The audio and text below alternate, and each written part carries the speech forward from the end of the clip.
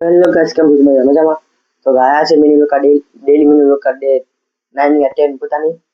तो फिलहाल तो कलम गए थे, जल्दी में मेरे काका जी थी वहां पर एकदम गए थे।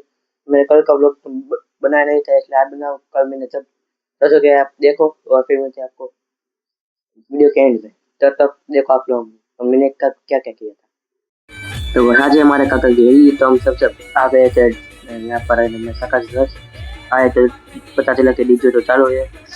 फिर मैं थोड़ा उतारा शूटिंग, फिर मैं थोड़ा किया डांस। ये सॉन्ग वहाँ पर बहुत अच्छा बज रहे थे।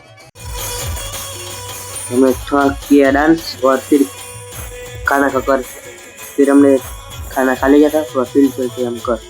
हम वहाँ से हम आ गए थे खाना खाकर घर पर। हम तो रात रात के बजे थे 12। तो मैंने व्लॉग नहीं बनाया था इसलिए। तो गाइस आप लोगों को मेरा अच्छी वीडियो को लाइक कीजिए। अगर चैनल को सब्सक्राइब कर दीजिए। मिलती है ऐसे नए व्लॉग में। तब तक के लिए गुड बाय।